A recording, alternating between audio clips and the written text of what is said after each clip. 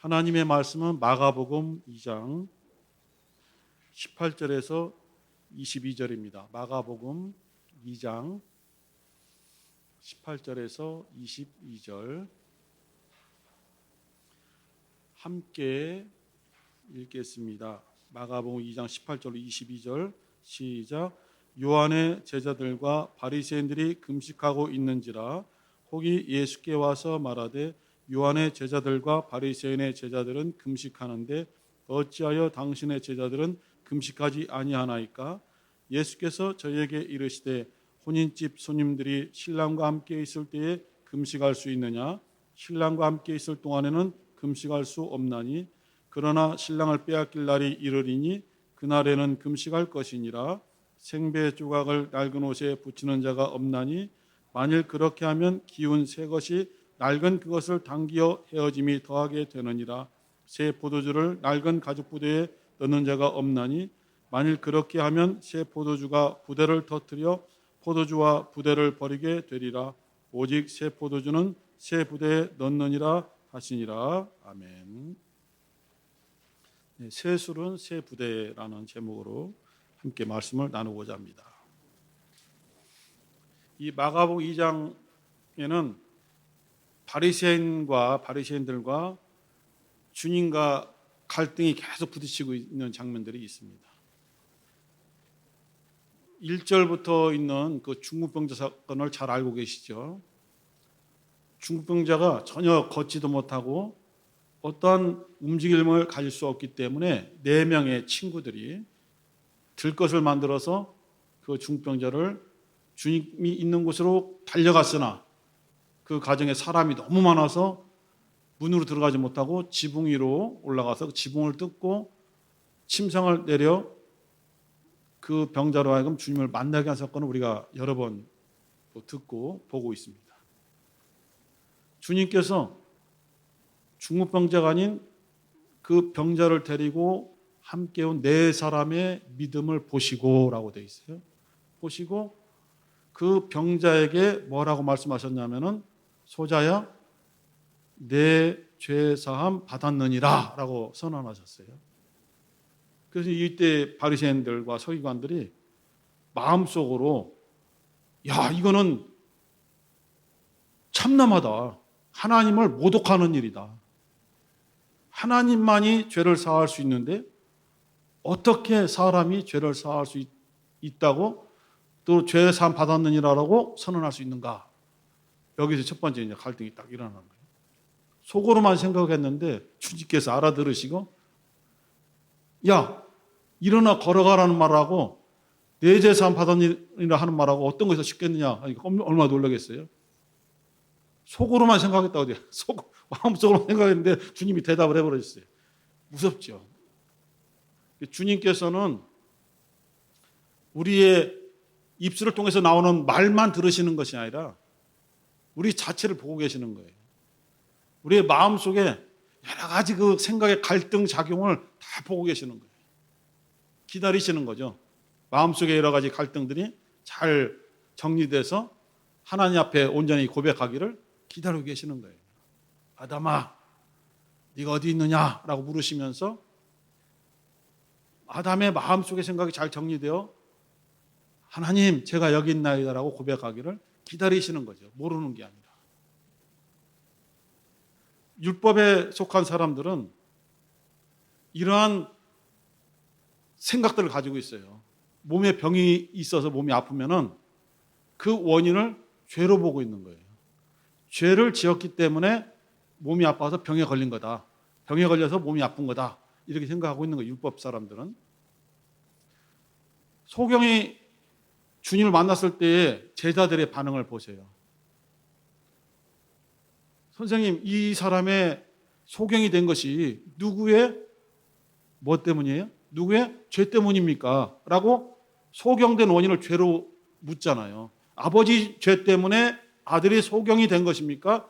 아들 당사자의 죄 때문에 소경이 된 것입니까? 라고 묻는 것이 이 이스라엘 사회에서는 당연시 되던 거였어요.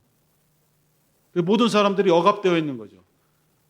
주님께서 병자들을 고쳐도 그 병의 근원이 되는 죄를 없이 하지 못한다면 또 집에 가서 억압돼서 또 병에 걸린다라고 이 사람들은 생각하고 있어요. 그래서 주님은 그 근원을 치료하신 거예요. 너의 죄 사함 받았느니라 라고 그 중부부자를 억압하고 있던 것들을 걷어내시니까 일어나서 걸어갈 수가 있는 거예요. 그런데 주님께서 이 병자에게 일어나 걸어가라 해도 명해도 되는데 왜 바리새인들과 서기관들이 싫어하는 그러한 말씀을 하셨을까? 왜 죄사함 받았느냐라고 말해서 괜히 갈등을 부추겼는가? 라고 하시면서 주께서 말씀하기를 내가 그렇게 말한 이유가 있다.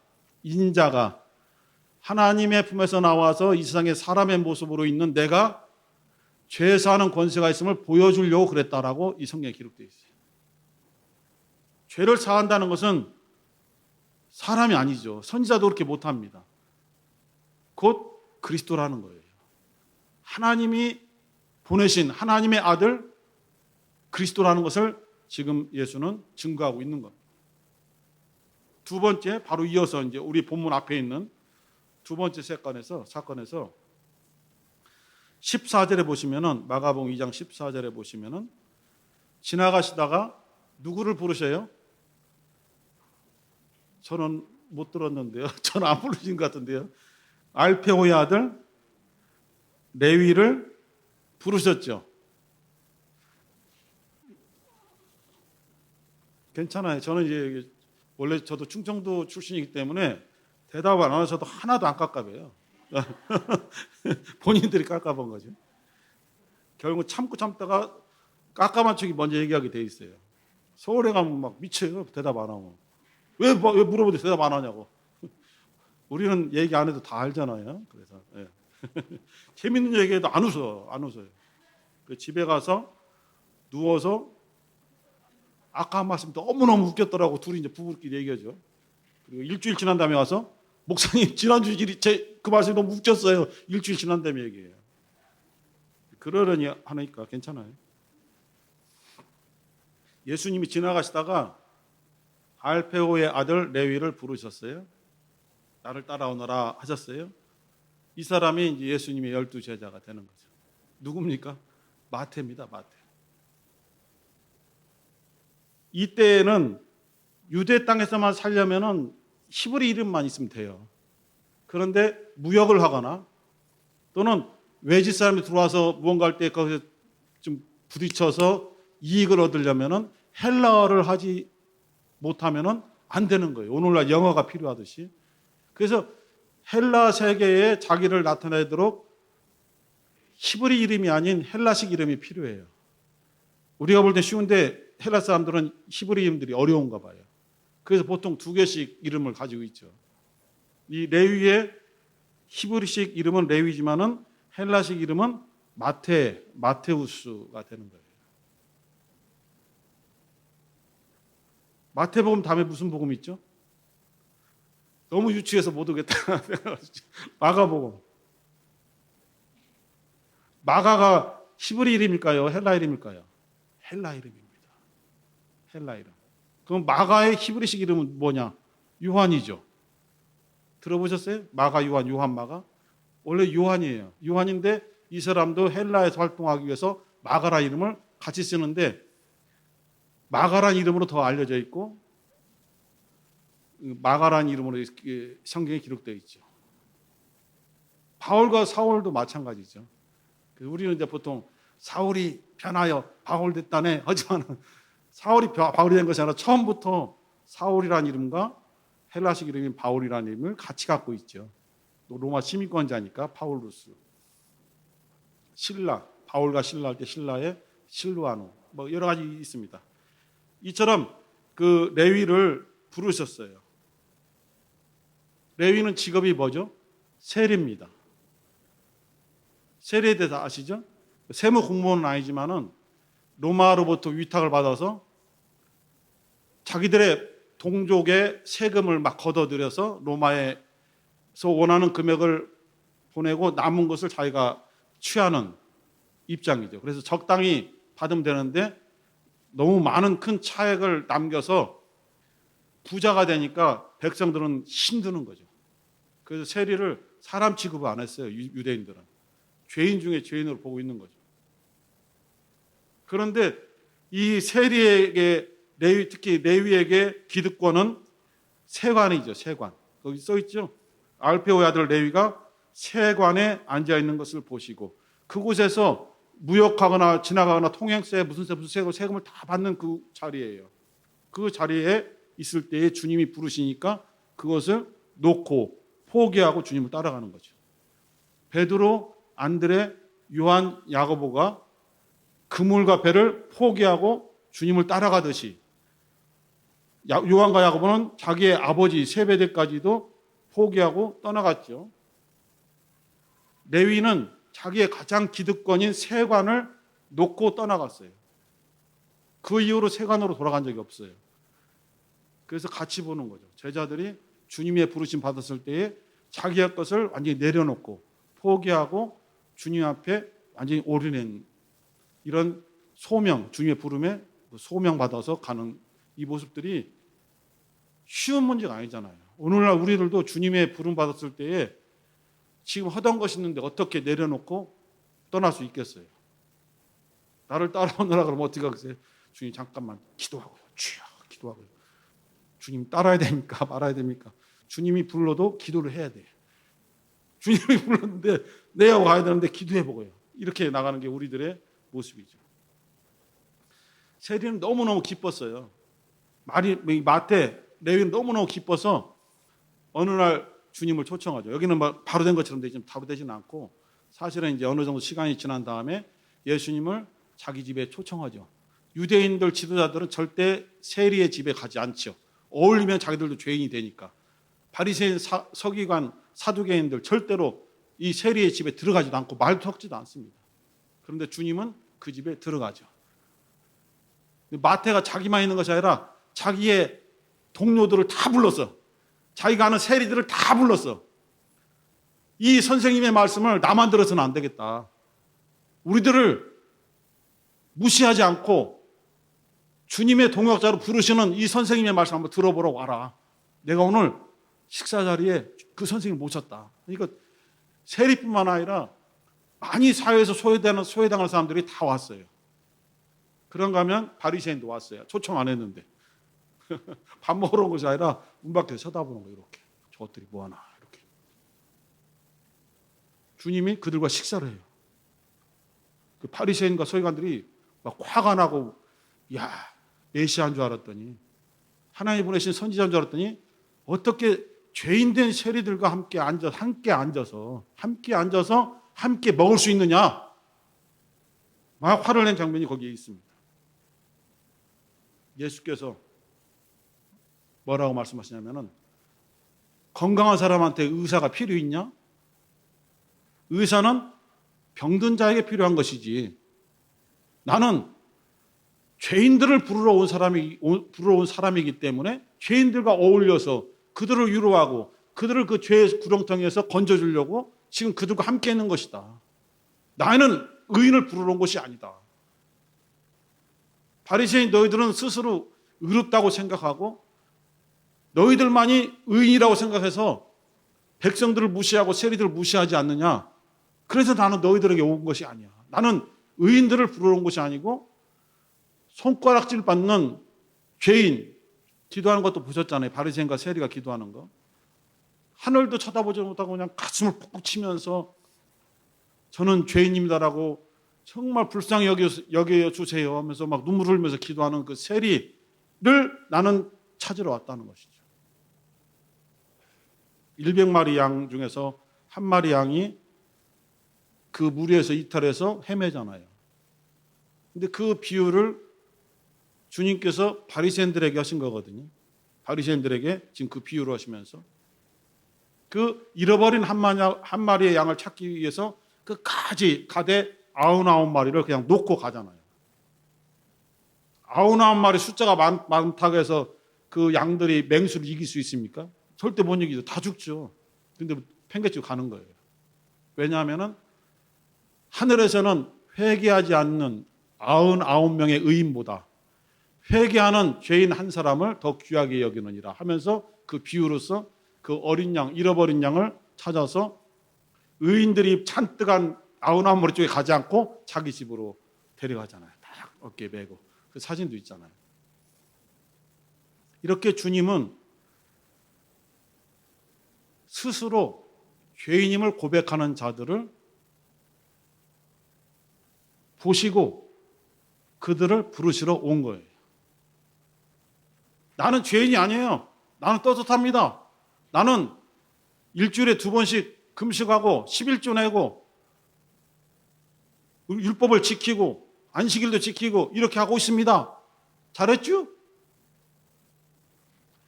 논산 다시 열었대요. 백종원 씨. 시장 어저께부터 열어갖고 또 대박 났대요. 예산요.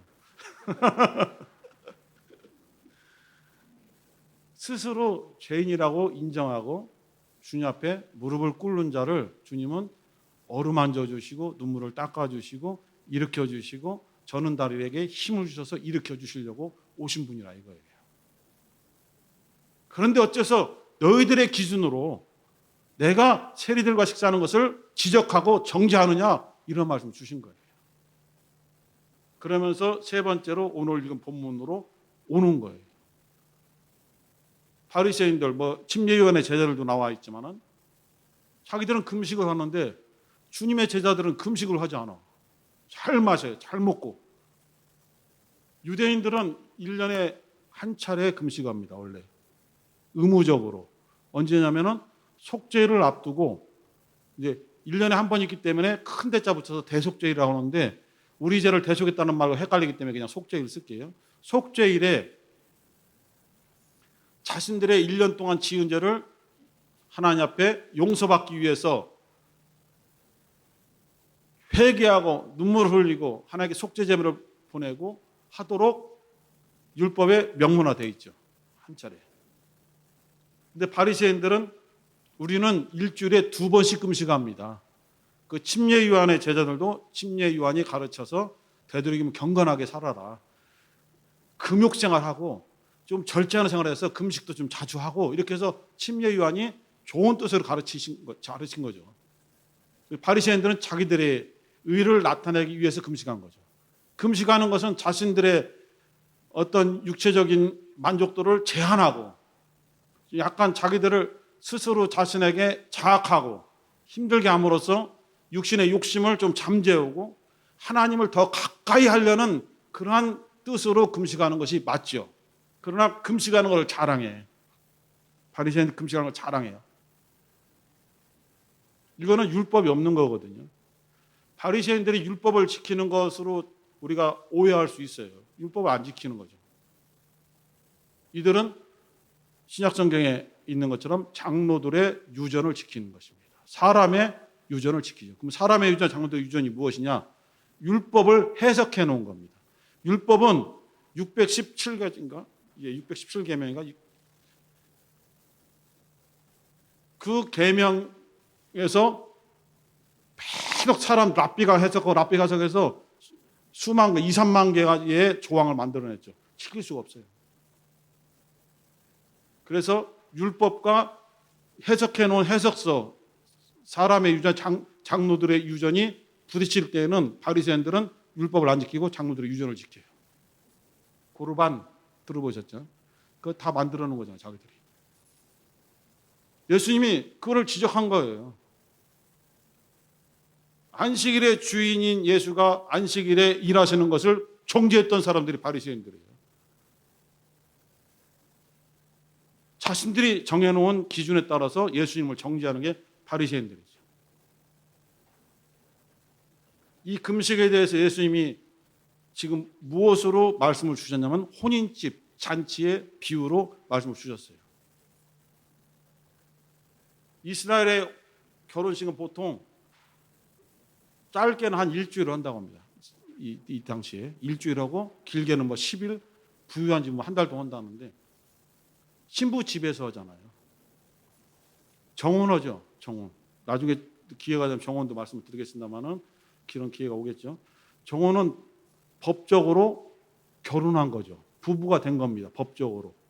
하지만 동침하지 않죠. 정혼 기간을 두죠. 대개는 1년을 둡니다. 그럼 1년 동안 뭐하냐? 신랑은 정혼한 신부, 자기 아내를 자기와 함께 할 수 있는 거처를 만들기 위해서 집으로 돌아가서 아주 집을 잘 꾸미죠. 준비를 하죠. 부족함을 꾸미죠. 혼자 살다가 둘이 살아야 되니까 1년 동안 잘 꾸미면서 자기를 정결하게만 하죠. 나는 결혼한 사람이기 때문에, 정혼한 사람이기 때문에 다른 여자를 보지 않고 이 여자만을 나의 아내로 생각하고 이 여자만을 사랑하는 마음으로 1년을 지키면서 정혼 기간을 보는 겁니다. 자기만 보는 것이 하나님 보시고 그 주변의 사람들이 보는 거예요. 지켜야 돼요. 순결을 지켜야 돼요. 마찬가지로 신부도 1년 동안 정혼 기간 동안에 순결을 지키고 신랑이 결혼식에 올 때까지 기다리고 인내하고 자기를 정결케 하고 준비하면서 오면은 그때 혼인잔치에 들어가는 거죠. 우리는 지금 예수님과 정혼한 상태죠. 주님이 지금 신랑 집에 가셔서 우리를 데리고 살 집을 지금 준비하고 계신다고 요한복음 14장 1절로 3절에 말씀해 주셨죠. 내가 처소를 예비하러 아버지 집에 간다. 아버지 집에 가서 너희를 위한 처소를 예비하면은 다시 와서 너희를 데리고 가겠다. 이게 예수님의 혼인잔치죠. 그리고 유대인의 혼인잔치입니다. 신랑이 와서 그 10명의 등잔 기름을 채운 5명과 기름을 채우지 못한 5명 어리석은 여자, 현명한 여자 5이 나오는 장면이 있잖아요. 그들은 이제 길잡이잖아요. 길라잡이. 신부가 아니라. 그리고 집으로 들어가서 신혼여행을 가지 않고 이스라엘 사람들 신혼여행 안 해요. 안 하고 일주일 동안 신부 집에서 정식 결혼식을 올리면서 신부 친구들, 신랑 친구들, 친척들 다 불러 모아요. 이게 사람이 너무 많으니까 하루에 못 끝내요. 일주일 이상을 잔치를 하면서 계속 신랑 신부를 띄워줘요. 오늘의 최고 예쁜 분은 신부입니다. 오늘의 최고 멋진 사람은 신랑입니다. 아니어도 그렇게 하는 거예요. 그렇게 하는 거예요.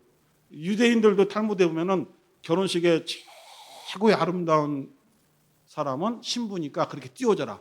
거짓말이라도 그렇게 해라 써 있어요. 거짓말로라도 이쁘다고 해줘라. 그건 절대로 죄가 안 된다라고 써놨어요. 이쁘죠.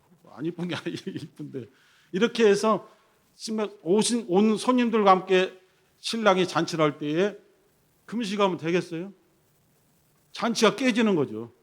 잔치가 아닌 거죠. 그날 신랑이 결혼식에서 신랑 신부가 있는데 손님들이 금식해버려.